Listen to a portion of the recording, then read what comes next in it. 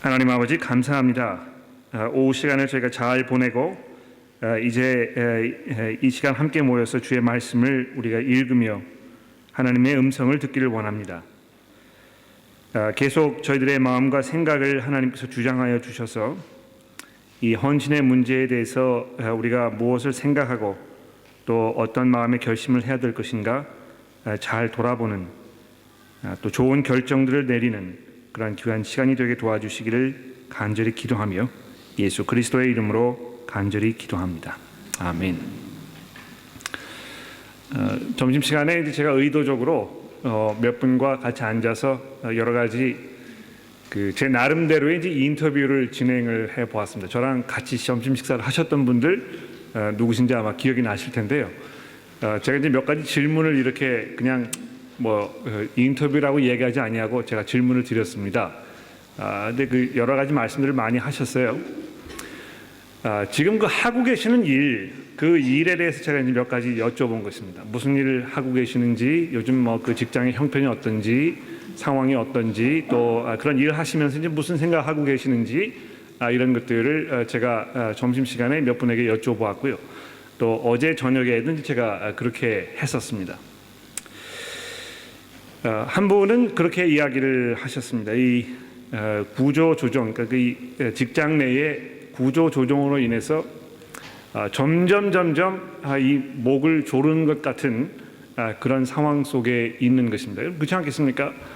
회사를 소유하고 있는 이 주주들이 있는데 주주들이 이 프로핏을 남겨야 되기 때문에 그 회사를 운영하는 그 경영진 막 조이고 들어와 가지고 경영진은 자기네들이 그 주주들의 기대에 맞출 수 있도록 이 여러 가지 방법을 쓰고 그 중에 이제 하나 방법으로 뭘 하는 것입니까?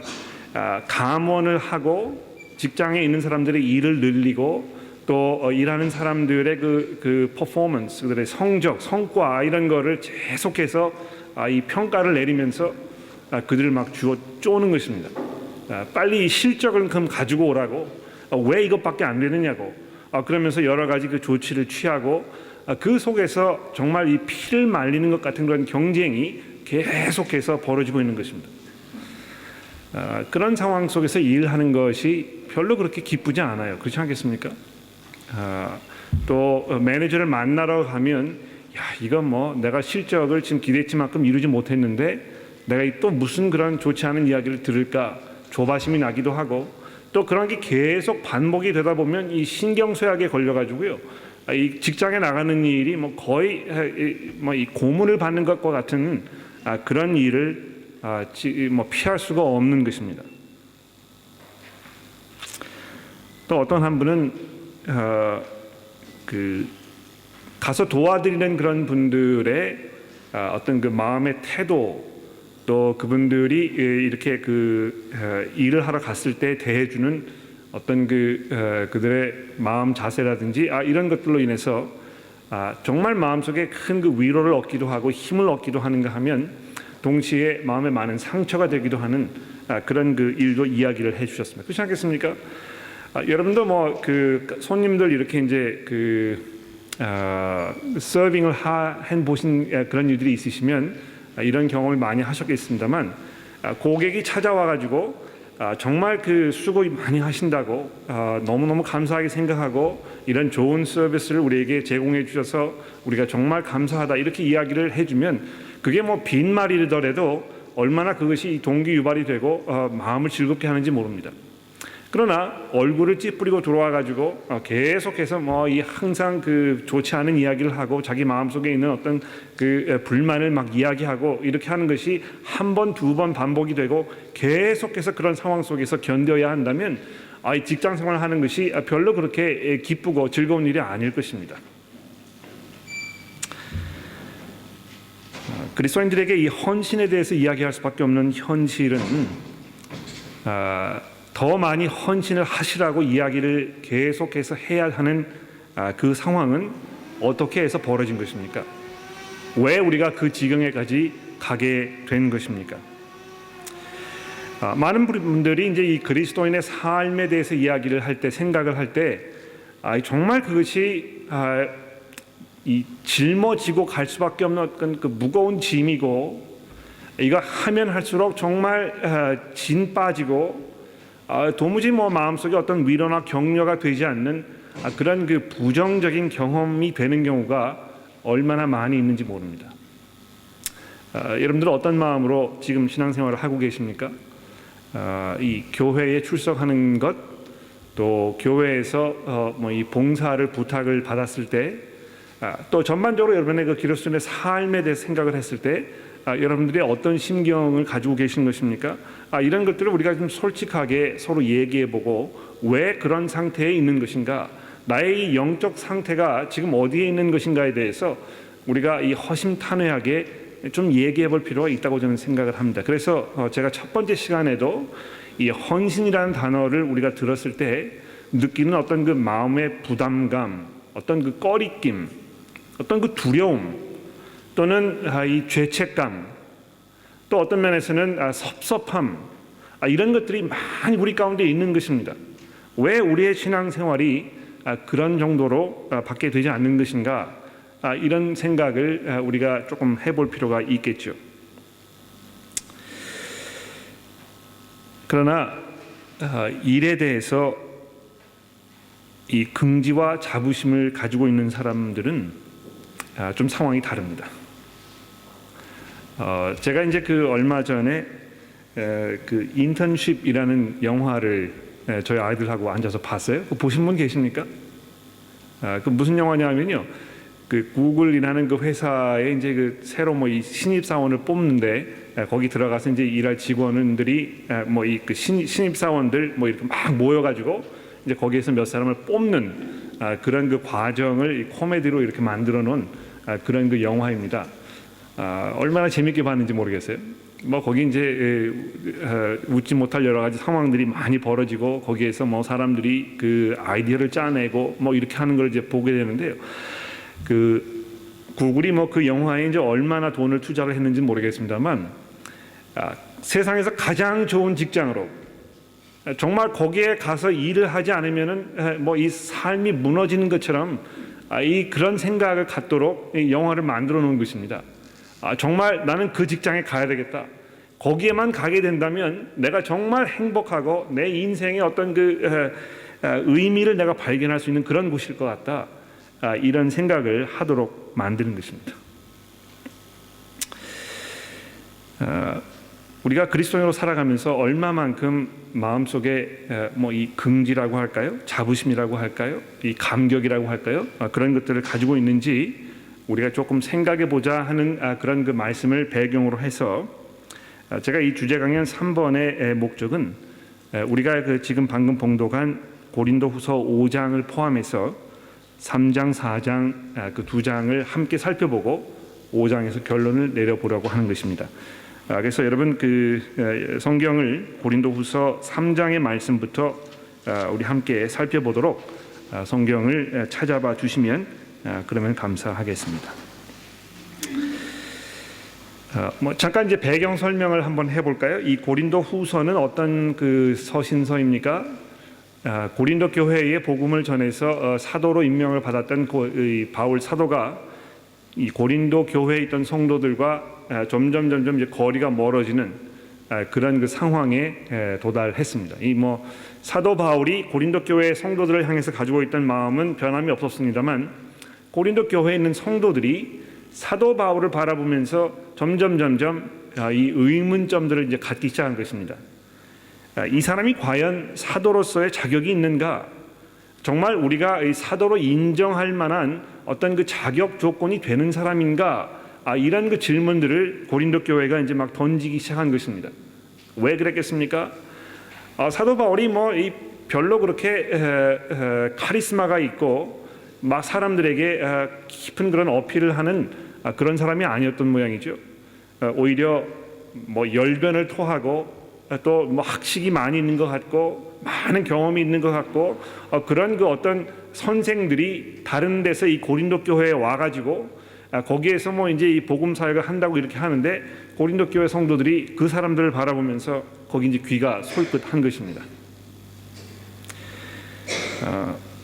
무슨 대학에서 무슨 박사 학위를 받으신 어떤 뭐 총회장이신 무슨 목사님 이렇게 이제 설명을 하면 야, 이분이 정말 대단한 분인가 보다. 그분이 뭔가 중요한 이야기를 할 것 같다. 귀가 솔깃해지는 것입니다. 그분이 뭐 이 사역을 하시면서 이루어놓은 어떤 그런 업적들, 얼마나 많은 그런 그 사람 선교사를 파송했는지, 이 교회 헌금이 얼마인지, 또 그들 통해서 얼마만큼의 그 사역자들이 배출되었는지, 또 그 교회 지금 몇 명이나 모이고 있는지, 그분이 쓰신 그 서적이 몇 권이나 되는지, 그분이 지금 어디에서 뭐 얼마나 강연을 많이 다니고 계시는지, 이런 거를 이야기하면 할수록 그분의 어떤 그 영적 능력, 이런 것이 자꾸 사람들에게 부각이 돼가지고 야, 정말 가서 한번 뭐라고 말씀하시는지 들어봐야 되겠다, 이런 생각을 하게 되는 것이죠. 딱 이 고린도 교회가 지금 그런 상황 속에 있었던 것입니다. 사도 바울은 어떤 삶을 살았습니까? 가는 곳마다 이 배척을 받고 핍박을 받고, 나중에 이제 고린도후서 10장에서 이야기하는 것처럼 매를 맞는 것을 밥 먹듯이 하고, 뭐 쫓겨다니고, 사람들에게 이 뭐 돌로 맞아 죽을 정도로 막 그런 어려운 일을 당하고, 배가 다 부서져 가지고 그 바다에서 뭐 3일 동안을 막 표류를 하는 그런 그 처참한 그런 상황 속에 있었던 사람이란 말입니다. 어디를 보아도 도무지 뭐 이 그 마음속에 어필이 되지 않는, 보잘것없는 그런 사람이었던 것처럼 보였다는 것이죠. 그래서 지금 사도 바울이 이 고린도 후서라는 편지를 고린도 교회에 써가지고 자기의 그 상황을 좀 설명하고 있는 것입니다.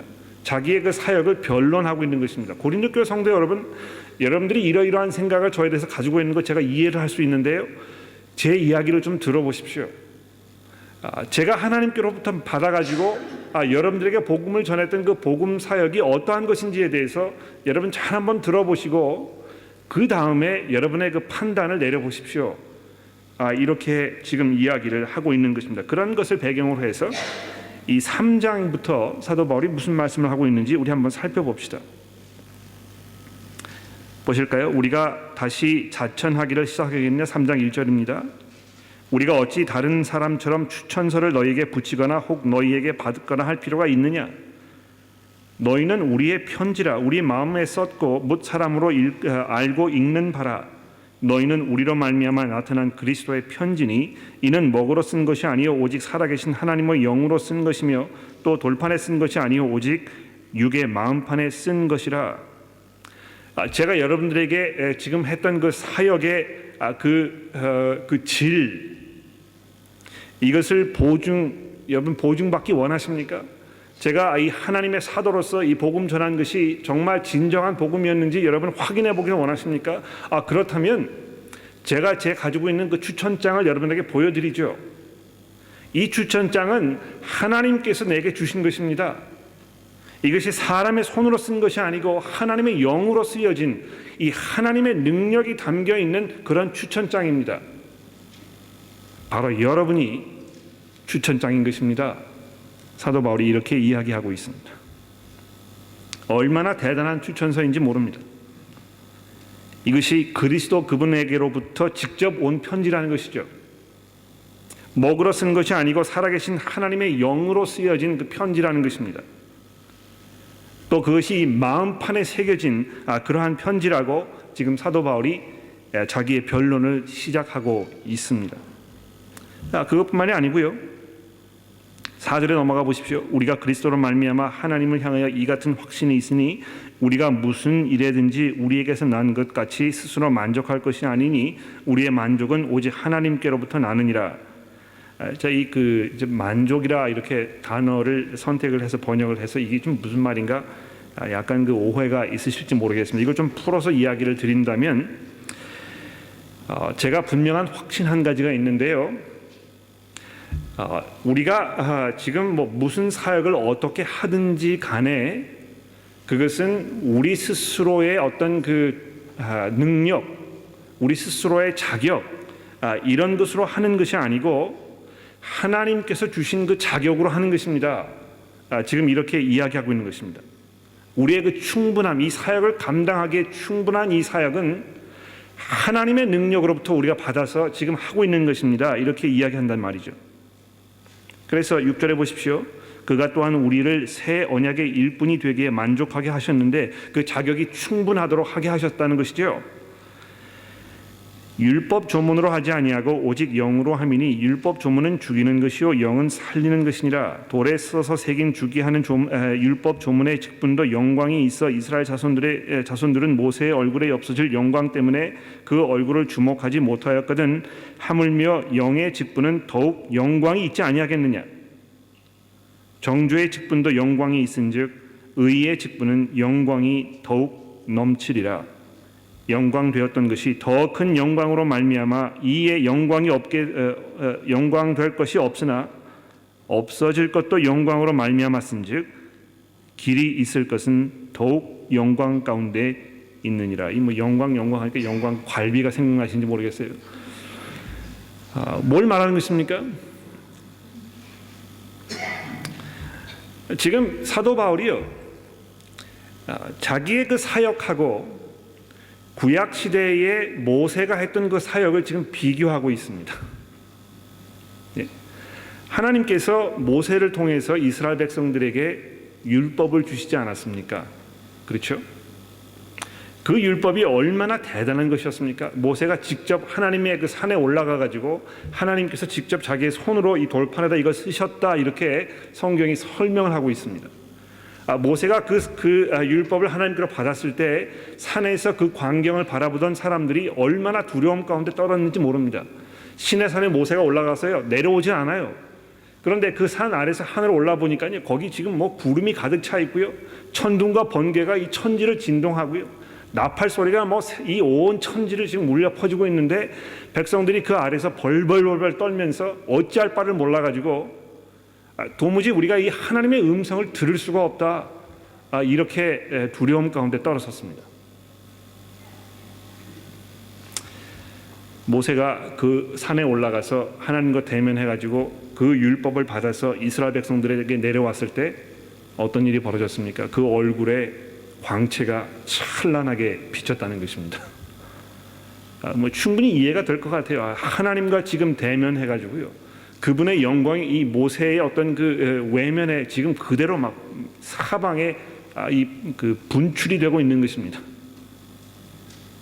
그래서 아무도 모세의 얼굴을 똑바로 쳐다볼 수가 없는 그런 상황 속에 있었습니다. 저도 한번 좀 그래봤으면 좋겠어요. 예? 이 조명바를 확 받아가지고요, 이 설교를 들으시는 여러분들이 감히 눈을 뜨고 앞을 쳐다볼 수 없는 그런 일이 있으면 참 이 설교할 만 나겠다, 이런 생각을 우리가 할 수 있을지 모르겠습니다. 그런데 보십시오, 이 모세가 받았던 이 율법의 조문은요, 어떤 역할을 한 것입니까? 사람을 죽여버리는 일을 한 것입니다. 예? 사람을 소생시키는 역할을 했던 것이 아니고요, 그 율법을 받아본 이스라엘 백성들이 그걸 통해서 뭘 알게 된 것입니까?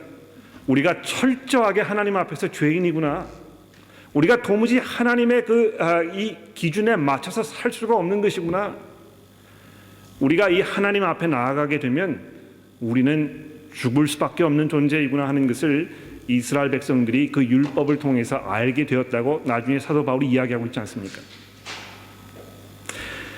지금 이 사도 바울의 논리가 무엇입니까? 그런 것도 얼마나 영광스러운 것이었는지 여러분 생각을 한번 해보십시오. 그것이 그렇게 영광스러운 것이었다면 우리가 하나님께로부터 받은 이 복음의 사역, 이것이 얼마나 더 놀라운 것인지 여러분 한번 상상을 좀 해보십시오. 이렇게 지금 이야기하고 있는 것입니다. 모세의 얼굴에 비쳤던 그 영광이 시간이 지날수록 점점 희미해지고 어느 시점에 가선가는 더 이상 얼굴을 가릴 필요가 없는 그런 상황에 있었습니다. 일시적인 영광이었다는 것입니다. 또 하나님의 그 영광스러운 예수 그리스도의 복음이 나타났을 때 율법이 이제 확 뒤집어 엎어진 것입니다. 하나님께서 그것을 완성시키신 것입니다. 그래서 심지어 어떻게 이야기합니까? 그것이 이제 그 무효가 되어버렸다, 무기력하게 되었다. 사도 바울이 그런 그 표현을 사용하고 있지 않습니까? 모세의 그 사역, 그 사역으로 인해서 받았던 그 영광이 이렇게 엄청난 것이라면 예수 그리스도의 복음의 사역을 감당하고 있는 그 사역자들이 누리고 있는 영광이 얼마나 더 놀라운 것인가에 대해서 사도 바울이 이야기하고 있는 것입니다. 그래서 12절에 보십시오. 우리가 이 같은 소망이 있으므로 담대하게 말하노니 우리는 모세가 이스라엘 자손들에게 장차 없어질 것에 결국을 주목하지 못하게 하려고 수건을 그 얼굴에 쓴 것 같이 아니하노라. 그러나 그들의 마음이 완고하여 오늘까지도 구약을 읽을 때에 그 수건이 벗겨지지 아니하고 있으니 그 수건은 그리스도 안에서 없어질 것이라. 오늘까지 모세의 글을 읽을 때에 수건이 그 마음을 덮었도다. 그러나 언제든지 주께로 돌아가면 그 수건이 벗겨지리라. 주는 영이시니 주의 영이 계신 곳에는 자유가 있느니라. 우리가 다 수건을 벗은 얼굴로 거울을 보는 것 같이 주의 영광을 보매 그와 같은 형상으로 변화하여 영광에서 영광에 이르니 주의 영으로 말미암느니라. 여러분, 이 새 언약의 사역, 또 그 언약의 사역이 우리에게 주고 있는 이 엄청난 소망과 그 능력, 이것을 잘 한번 들어보십시오. 이 강팍한 마음이 녹아지고 굳게 닫혔던 마음의 문이 활짝 열리게 하는, 그래서 주의 영광을 바로 볼 수 있게 해주는, 우리로 변화하게 하여서 영광에서 영광으로 이르게 하는 이 성령의 그 능력이 이 가운데 담겨 있다는 것입니다. 그것뿐만이 아닙니다. 4장으로 넘어가 보십시오. 그러므로 우리가 이 직분을 받아 긍휼하심대로, 즉 하나님의 그 긍휼하심과 그분의 그 놀라운 자비로 인해서 우리가 이 직분을 받았으니 우리가 낙심하지 않는다 이야기합니다. 예수는 부끄러운 일을 벌어버리고 속임으로 행하지 아니하며 하나님의 말씀을 혼잡하게 하지 아니하고 오직 진리를 나타내므로 하나님 앞에서 각 사람의 양심에 대하여 스스로 주천하노라. 만일 우리 복음이 가리었으면 망하는 자들에게 가려진 것이라. 그 중에 이 세상의 신이 믿지 않은 자들의 마음을 혼미하게 하여 그리스도의 영광의 복음의 광채가 비치지 못하게 함이니 그리스도는 하나님의 형상이라. 우리는 우리를 전파하는 것이 아니라 오직 그리스도 예수를 주 되신 것과 또 예수를 위하여 우리가 너희의 종 된 것을 전파함이라. 어두운 데 빛이 비치라 말씀하셨던 그 하나님께서 예수 그리스도의 얼굴에 있는 하나님의 영광을 아는 빛을 우리 마음속에 비추셨느니라. 여러분, 이 새 언약의 일꾼들이 맡은 이 사역을 한번 잘 들어보십시오. 하나님 앞에서 모든 사람들의 이 양심의 어필을 하는 이 사역, 그래서 속임수를 부리거나 편법과 같은 어떤 부끄러운 방법이 설 자리가 없는 정말 엄숙하고 거룩하고 이 영광스러운 이 책임, 이 사역, 이 세상 사람들의 마음에 보자기를 뒤집어 씌워가지고 사람들로 하여금 영적 시각 장애인으로 살게 했던 그 사탄의 권세를 깨뜨리고 그들로 하여금 예수 그리스도의 얼굴에 있는 하나님의 영광을 보게 하는 이 능력 중에 능력이 있는 이 사역에 대해서 지금 사도 바울이 이야기하고 있는 것입니다.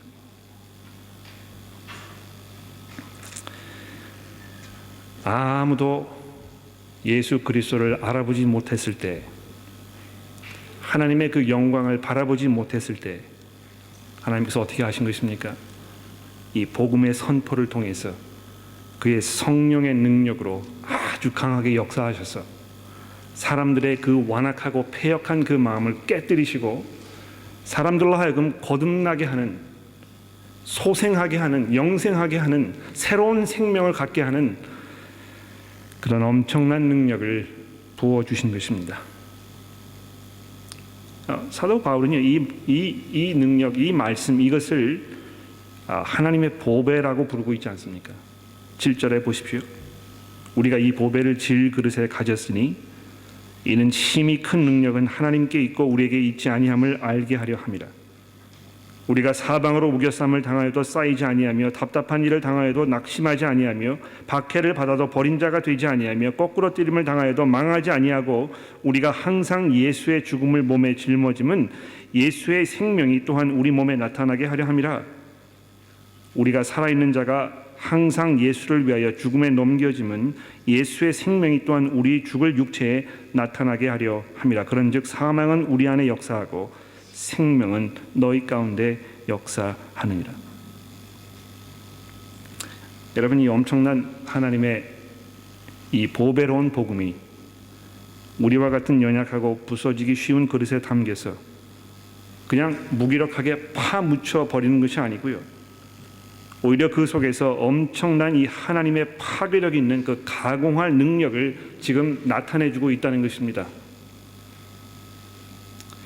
그래서 하나님께서는 그 사역에 참여하고 헌신하고 있는 이들에게 마치 불사조와 같은 능력을 부어주셔서 그들로 하여금 인내하도록 만드신다고, 우리가 사방으로 우겨싸움을 당하여도 우리가 낙심하지 아니한다고 사도 바울이 아주 담대하게 이야기하고 있는 것입니다. 왜 그런 것입니까? 왜 사도 바울이 이렇게 담대함 가운데 자기의 복음 사역에 대해서 이야기하고 있는 것입니까? 어떤 면에서 이 13장에서 이 13절에서 18절에 있는 이 말씀이 사도 바울의 가장 놀라운 고백 중에 하나라고 생각이 되는데, 한번 읽어봅시다. 기록된 바 내가 믿었으므로 말하였다 한 것 같이 우리가 같은 믿음의 마음을 가졌으니 우리도 믿었으므로 또한 말하노라. 주 예수를 다시 살리시니가 예수와 함께 우리도 다시 살리사 너희와 함께 그 앞에 서게 하실 줄을 아노라.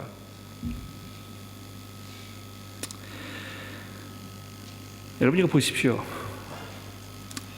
예수 그리스도를 구주로 고백한 사람들의 삶 가운데는 어떠한 능력이 역사하고 있는 것입니까?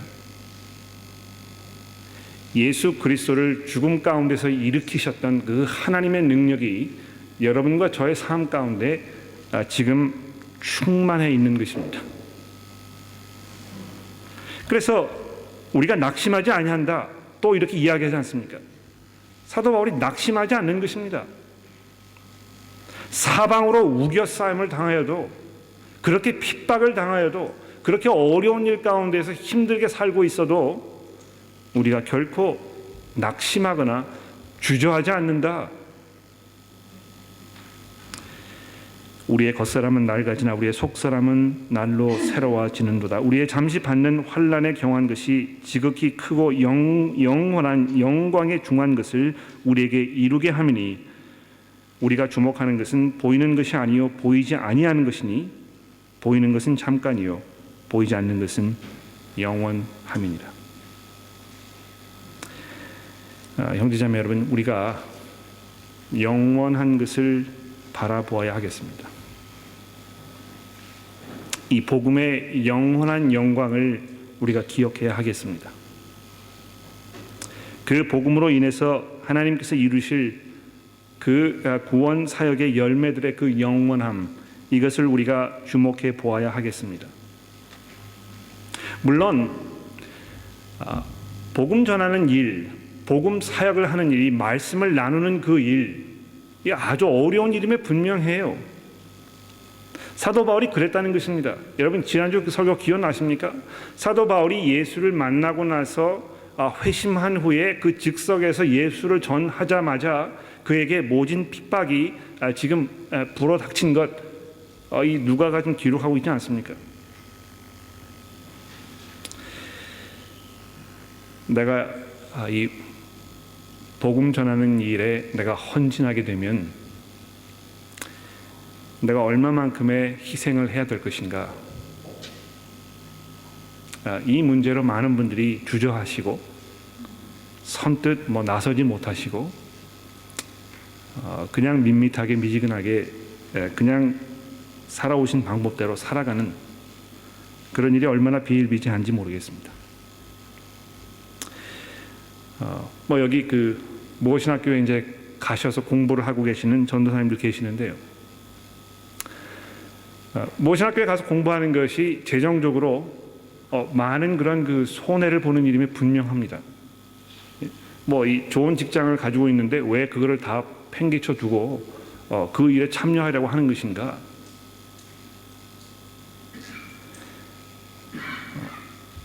또 일반 성도 여러분들께서 좀 더 나은 직장을 얻기 위해서, 내가 빠른 그 승진의 길을 걷기 위해서 거기에 헌신하고 정말 열심히 일하고 이렇게 하는 삶을 살고 있는데, 남들과 뒤지지 않도록 경쟁에서 살아남기 위해서 이 최선의 노력을 다해가지고 직장에서 헌신하고 있는데, 내가 여기 그 복음 사역을 한다고 해가지고 조금 일에서 뒤로 빠지게 되면 내 그 상황이 좀 위태롭게 되는 것이 아닌가.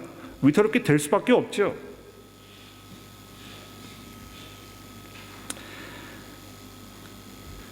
복음 사역을 하면서 마음의 상처를 받는 분들이 얼마나 많이 있는지 모릅니다. 저희 교회 성장 그룹을 인도하시는 분들이나 운영위원회에서 수고하신 분들이나 그 밖에 교회 여러 가지 그 부분에서 사역을 하시면서 마음의 상처를 받는 분들이 많이 있어요. 왜 그렇습니까? 왜 그럴까요? 사람들의 이 비판, 불만족스러움. 그래서 말씀하시는 분들이 이제 그 선의로 말씀을 하시는 경우가 대부분이라고 생각을 해요. 그러나 아무리 선의로 이야기를 해도 그 이야기를 들으시는 분의 입장에서는 그것이 마음속에 항상 상처가 되게 돼 있습니다. 좀 더 잘해보자고 이야기하는 것인데, 그거를 듣는 사람에서는 순간적으로 방어적인 입장을 취하게 돼 있거든요.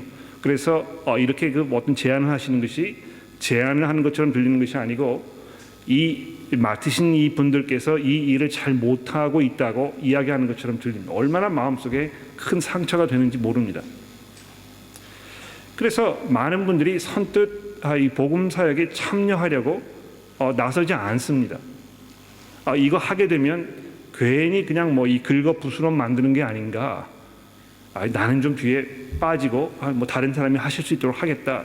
이렇게 마음을 많이 먹으시는 것입니다. 작정을 딱 하시고 절대로 물러서지 않는 것입니다. 어려움이 분명해요. 그러나 사도 바울이 뭐라고 이야기하고 있습니까? 우리가 잠시 받는 환난은 아주 가벼운 것입니다. 지극히 크고 영원한 영광의 그 중한 것을 우리가 비교해 본다면, 우리가 겪는 어려운 것들은 순간적인 것일 뿐이고 아무것도 아니라는 것입니다. 그래서 우리가 주목하는 것은 보이는 것이 아니요 보이지 않는 것이니, 보이는 것은 잠깐이요 보이지 않는 것은 영원하다. 이렇게 4장의 말씀을 지금 결론을 지고 있습니다. 자, 그런 후에 이제 우리 5장의 말씀으로 넘어가서 이 부분을 자세히 살펴보고 결론을 지어보도록 합시다.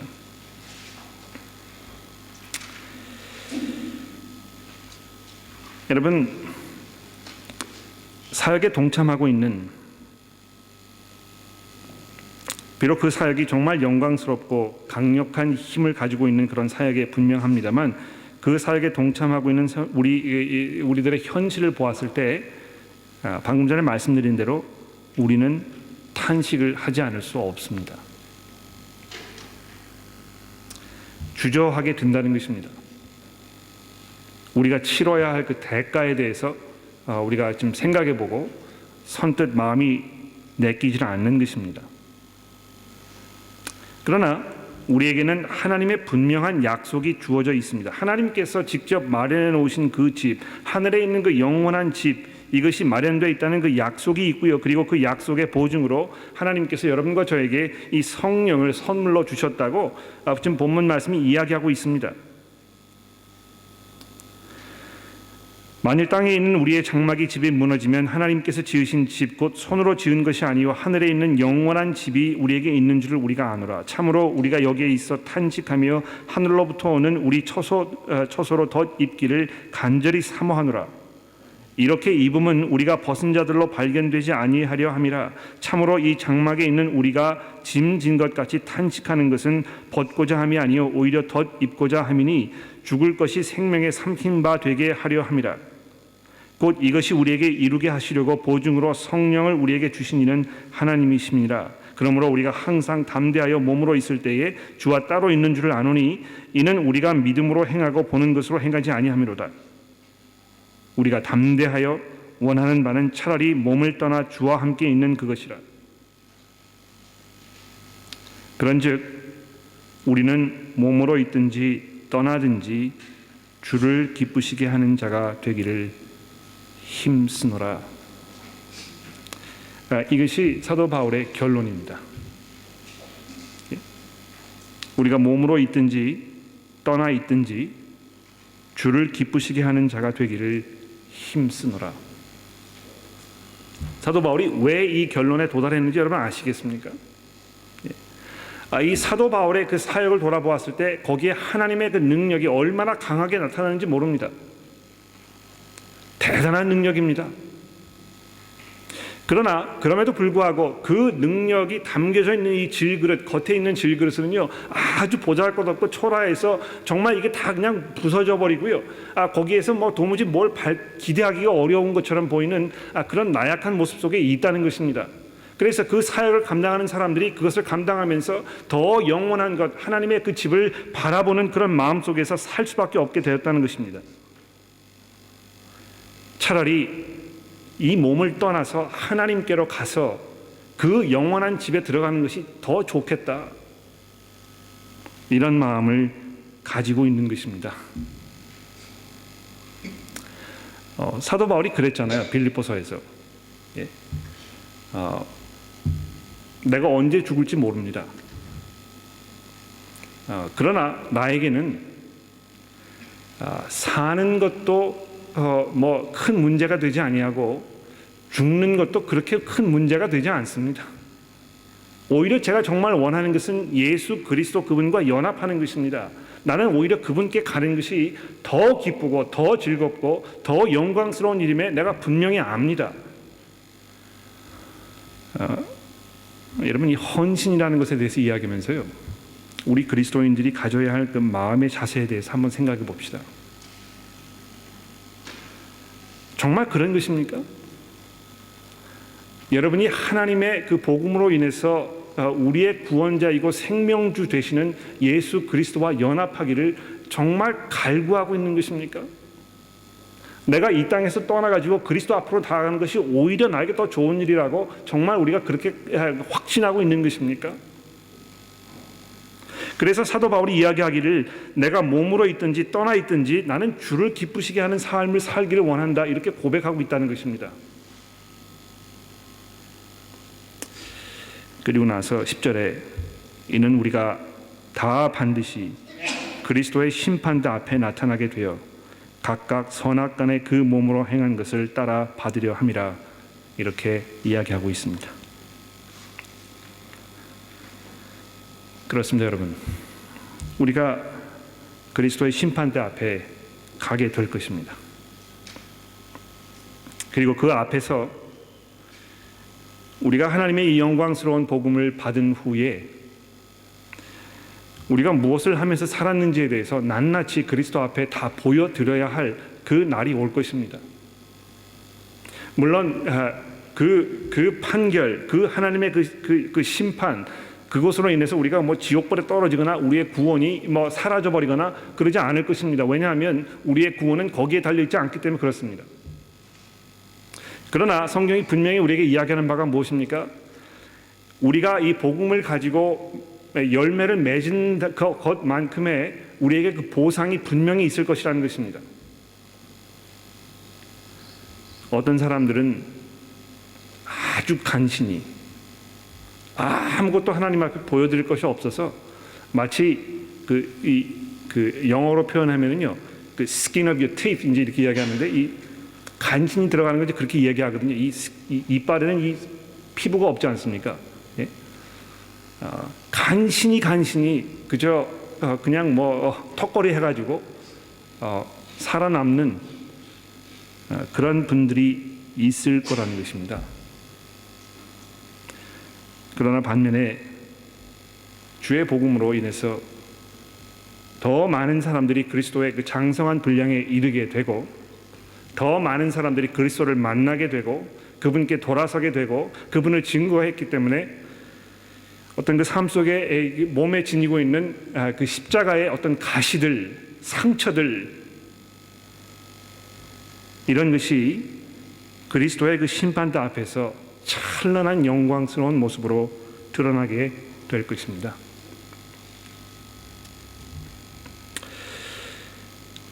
결론을 내려봅시다. 11절 말씀입니다. 우리는 주의 두려움을 알므로 사람을 권면하거니와 우리가 하나님 앞에 알려졌으니 또 너희 양심에도 알려지기를 바라노라. 우리가 다시 너희에게 우리를 자천하는 것이 아니요 오직 우리로 말미암아 자랑할 기회를 너희에게 주어 마음으로 하지 않고 외모로 자랑하는 자들에 대하여 답을 하게 하는 것이라. 우리가 만일 미쳤어도 하나님을 위한 것이요 정신이 온전하여도 너희를 위한 것이니 그리스도의 사랑이 우리를 강권하시는도다. 사도 바울의 어떤 그 삶의 기본적인 이 대명제가 있었다고 할까요? 한 가지 원칙이 있었다고 할까요? 그 삶을 주관하는 어떤 거대한 그 힘, 이것이 있다고 할까요? 무엇입니까? 예수 그리스도의 사랑인 것입니다. 십자가의 능력으로 나타난 하나님의 이 흘러 넘치는 폭포수와 같이 차고 넘치는 하나님의 그 사랑인 것입니다. 그래서 보십시오. 우리가 생각하건대 한 사람이 모든 사람을 대신하여 죽었은즉 모든 사람이 죽은 것이라. 그가 모든 사람을 대신하여 죽으심은 살아있는 자들로 하여금 다시는 자기 자신들을 위하여 살지 않고 오직 그들을 대신하여 죽었다가 다시 살아나신 이를 위하여 살게 하려 함이라.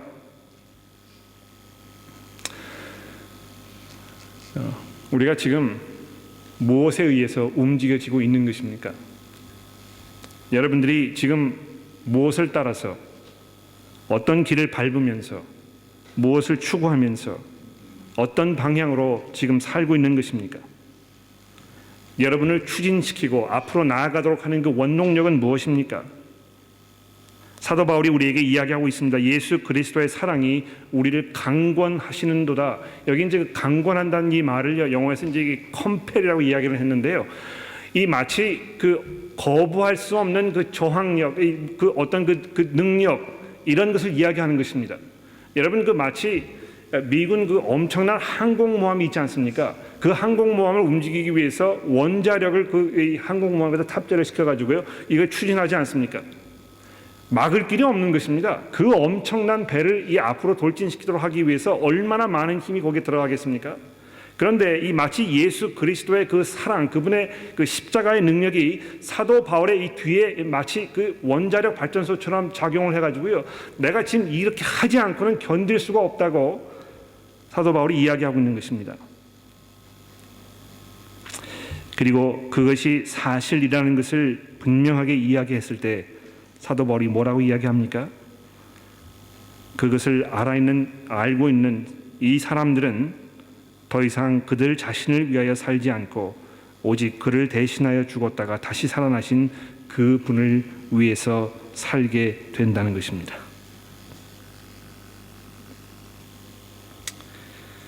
그러므로 우리가 이제부터는 어떤 사람도 육신을 따라 알지 아니하노라. 비록 우리가 그리스도를 육신을 따라 알았으나 이제부터는 그같이 알지 않노라. 그런즉 누군지 그리스도 안에 있으면 새로운 피조물이라. 이전 것은 지나갔으니 보라 새 것이 되었도다. 모든 것이 하나님께로부터 났으니 그가 그리스도로 말미암아 우리와 자기와 화목하게 하시고 또 우리에게 화목하게 하는 직분을 주셨으니 곧 하나님께서 그리스도 안에 계시사 세상을 자기와 화목하게 하시며 그들의 죄를 그들에게 돌리지 아니하시고 화목하게 하는 말씀을 우리에게 부탁하셨느니라.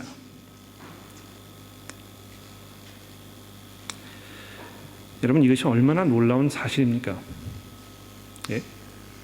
하나님께서 이 세상을 자기와 화목하게 하시려 했다는 것입니다. 하나님께서 세상을 향해서 진노하시고 그 분한 마음으로 세상을 멸하실 것이 마땅했습니다만 하나님께서 그렇게 하지 아니하시고 세상과 화해하기를 원하셨다는 것입니다. 그래서 그들의 죄를 그들에게 돌리지 아니하시고 화목하게 하는 말씀을 우리에게 부탁하셔서 우리로 하여금 그 사람들을 하나님께로 초대하는 그 엄청난 사역을 우리에게 맡기셨다는 것을 우리가 기억할 필요가 있는 것입니다. 그러므로 우리가 그리스도를 대신하여 사신이 되어 하나님이 우리를 통하여 너희를 권면하시는 것 같이 그리스도를 대신하여 간청하노니 너희는 하나님과 화목하라. 하나님이 죄를 알지도 못하신 이를 우리를 대신하여 죄로 삼으신 것은 우리로 하여금 그 안에서 하나님의 의가 되게 하려 하십니다. 우리가 헌신에 대해서 이야기합니다. 아마 헌신하는 것이 구체적으로 어떻게 나타나야 될 것인가, 이런 거를 아마 목마르게 기다리고 계실지 모르겠어요. 그러나 어떤 면에서 뭐 이 헌신을 어떻게 할 것인가 별로 그렇게 중요하지 않습니다. 네. 정말 중요한 것은 우리가 더 이상 우리를 위해서 살지 아니하고 우리를 대신해서 우리를 위해 죽으신 그분을 위해 살겠다고 다시 한번 다짐하는 것입니다. 더 이상 우리가 이 세상을 우리의 관점으로 바라보지 않습니다. 하나님의 열정으로 바라보는 것입니다. 하나님께서 이 세상을 자기와 화목하게 하시기를 열망하고 계신다는 것을 우리가 기억하는 것입니다.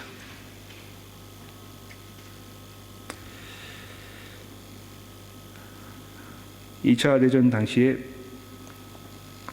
노르만디 상륙 작전을 개시하기 위해서 치밀한 그런 계획이 벌어지고 있었습니다. 적군에게 이 사실을 알리지 않게 하기 위해서 얼마나 비밀스럽게 이 일이 진행이 되었고 또 얼마나 많은 그런 수고와 노력이 거기에 들어갔는지 모릅니다. 온 그 연합군이 지금 그 작전에 몰두해 있습니다. 이것이 뭐 이 전쟁의 승패를 좌우하는 가장 결정적이고 가장 중요한 최대의 사건이 될 것임에 분명했었습니다. 그런데 작전이 벌어지기 바로 며칠 전에 정말 가장 중요한 역할을 감당했던 이 몇 개의 그 부대 중에서 한 부대 사령관이 그날 뭐 술을 아주 거나하게 드시고 자기의 일을 잘 감당하지 못한 것입니다. 이분 때문에 이 모든 작전이 수포로 돌아가고 작전을 연기할 수밖에 없는 그런 상황까지 갈 수 있는 그런 처지에 있었습니다. 지금 뭐 이 상황이 어떤 것인지에 대해서 잘 이해를 못하고 있는 것입니다. 이것이 얼마나 결정적인 일인지에 대해서 도무지 이해하지 아니하고 자기가 맡은 그 역할이 얼마나 귀중한 것인지에 대해서 얼마나 소중한 일인 것인가에 대해서 도무지 이해를 하고 있지 못했던 것입니다.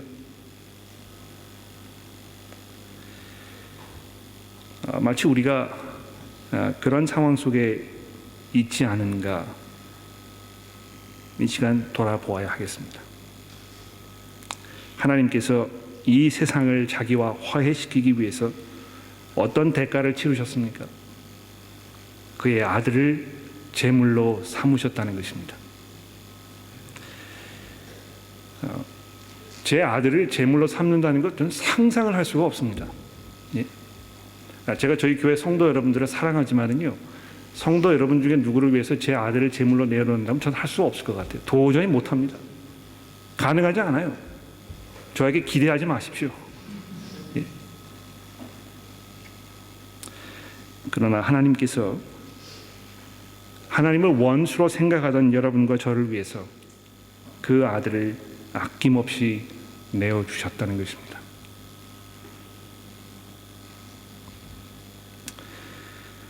우리가 어떻게 살아야 할 것인가?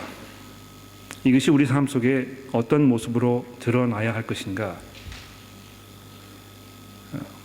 이거 뭐 우리가 잘 생각해보고 이제 우리가 결정을 내려야 할 그런 일이라고 생각합니다. 내일 아침에 이제 마지막 주제 강의를 할 때 제가 좀 더 몇 가지 구체적으로 이 일을 말씀드려 보겠습니다만, 이제 미리 여러분들이 그 작업을 이제 조금 해 보셨으면 좋겠어요. 제가 이제 뭐 드릴 말씀 다 드렸습니다. 뭐 이 그리스도의 사랑이 우리를 강권하고 있다는 사도 바울의 그 말씀 속에 아마 이 헌신에 대한 모든 것이 거기 이제 집약이 되어 있을 것입니다. 그리스도의 사랑이 지금 나를 강권하고 있다면 내가 그 십자가 사건에 대한 분명한 어떤 그 이해와 확신 가운데에서 내가 이 그리스도의 이 군사로 거듭난 그런 삶을 살고 있다면 나는 뭘 해야 될 것인가? 이거 여러분의 몫입니다. 여러분이 알아서 결정을 하셔야 할 일입니다. 그래서 이 시간에 시간이 뭐 많이 지났습니다만 5시 반까지 그렇죠. 한 30여 분 시간이 남았는데요. 여러분 그 성경 공부 그룹으로 가셔서 여러분들의 뭐 생각을 조금 말씀해 보시면 좋겠어요. 뭐 이 어떤 결신을 뭐 어떻게 하신 분도 계실지 모르겠고, 첫날 우리가 했던 여러 가지 이 헌신이라는 단어에 대한 우리의 그 느낌들, 이런 것들이 이제 아직도 머릿속에 남아 있는 분들이 많이 있지 않을까 그런 생각을 하게 됩니다. 그래서 우리가 앞으로 이제 마지막으로 남아 있는 내일 아침 주제 강의를 어떻게 결말을 지어야 될 것인가 이런 걸 좀 생각하는 의미에서 여러분 그 시간을 좀 서로 가지시고 논의를 하는 그런 시간이 있으면 좋겠습니다. 하나님 아버지, 주께서 우리를 앞서 걸어가시며 그 길을 열어놓으셨으니 저희가 이제 담대하게 감사함으로 그 길을 걸어갑니다. 또 그 길을 걸어갈 때에 우리의 힘과 능력으로 걸어가도록 내버려 두지 아니하시고 하나님의 그 강권적인 능력으로 우리를 업어주시고 또 이끌어주시며 밀어주시니 감사합니다. 하나님, 저희들은 의지가 약하고 아직도 죄 가운데 살고 있어서 우리의 동기도 불순하고 또 쉽게 상처를 받으며 나약하고 보잘것없는 존재들임을 이 시간 하나님 앞에 고백합니다. 그러나 심지어는 당나귀의 입을 통해서도 말씀하셨던 그 능력의 하나님께서 저희들의 그 입과 저희들의 그 삶을 통해서 말씀하여 주시고 예수 그리스도의 그 복음의 대사적인 역할을 우리가 신실하게 잘 감당할 수 있도록 하나님 저희를 도와주시기를 간절히 기도합니다. 하나님, 저희가 그저 방향도 모른 채 목적도 모른 채 바쁘게 무엇을 해야 하는 그러한 분주함 속에서 벗어나서 우리의 삶이 예수 그리스도의 그 복음에 집중되게 하시고 하나님께서 이 세상을 향해 가지고 계시는 이 화해하기 원하시는 그 열정을 우리의 삶 속에 잘 반영하여 세상에 나아가서 복음을 전함으로 인해 많은 사람들이 하나님과 화해할 수 있게 되는 그런 복음의 열매를 맺는 저희들의 삶이 될 수 있게 하나님 저희를 이끌어 주시기를 간절히 기도합니다. 예수 그리스도의 이름으로 간절히 기도합니다. 아멘. 우리 찬송할까요?